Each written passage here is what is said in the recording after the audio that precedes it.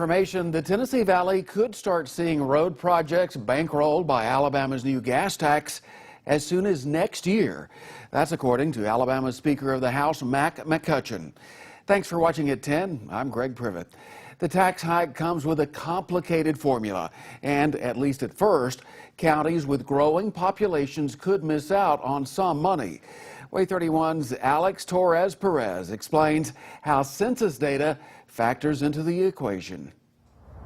Greg, the extra money you'll be spending at these pumps will actually be going towards improving roads all across Alabama.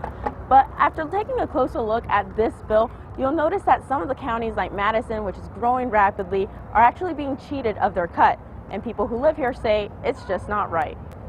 The way our roads are, we really need some help around here. And if that's what it takes, I guess that's what it takes. Lynn Bonin sees the need for the gas tax hike, but he's upset about something else. He's found out his home, Madison County, won't get as much of the tax money at first. That's because allocation of the gas tax is based on the 2010 population. That's not right. I need to go by what we got now because we're the second largest city in Alabama now. Who's getting our money? Here's a breakdown of how the state will distribute money from the gas tax. An estimated 67% of the money will go to the Alabama Department of Transportation for the Rebuild Alabama Fund. Another estimated 8% will go to towns and cities, and 25% of the money will go to Alabama's 67 counties. Half will be equally split among all the counties, but it's the other half that's causing controversy. It's based on how each county's population compares to Alabama's total population.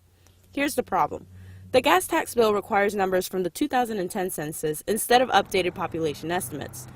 That means counties that lost population during the last 8 years will be getting more money than they should, and growing counties will be getting less. Take a look at the latest population estimates from the US Census. You can see a significant jump when comparing last year's estimate with the census numbers from 2010. That's an increase of over 100,000 people, or an estimated 2.3% population increase in 8 years. For counties with population growth like Madison, the latest census numbers show an increase of almost 20,000 people, or 5.5%. One local representative would like to see Madison County get a better deal. Still, he points out the county's position will improve after the first 2 years. That's when census data updates and Madison County's cut will even out. But frustrated taxpayers like Bonin says that's not enough. 10 years ago, we weren't the second largest city in Alabama. Now we are. So therefore, you should be getting our fair share of it. That's right.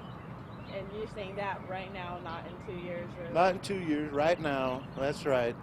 2 years will be even bigger.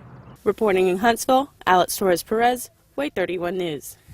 Speaker McCutcheon says the gas tax is based on census data because it's more reliable than other sources. We have a new census coming up next year, so relatively soon the population basis will be the 2020 census. You'll be hit with Alabama's gas tax hike at pumps beginning August 31st. The tax hike will add 6 cents for every gallon of fuel. In October 2020, that tax will jump another 2 to 8 cents a gallon. Then in October of 2021, the tax makes its way up to 10 cents. After October 2023, the tax could go up or down every 2 years based on the national average cost of highway construction. The tax rate cannot go up or down more than a penny a gallon. Montgomery will start distributing money from the fuel tax by at least January of next year. That money will go to help relieve traffic congestion, improve infrastructure, and maintain existing roads. AlDOT will take a big chunk of the new gas tax money, but towns, cities, and counties will eventually benefit from a grant program. Funding for the grants will be at more than $200 million when the new tax hits 10 cents. Local governments can use the money for any road work they decide.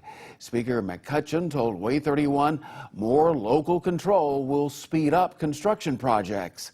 Right now, AlDOT is developing that application process. They should be finished by September. Local governments will have until November to apply for grants.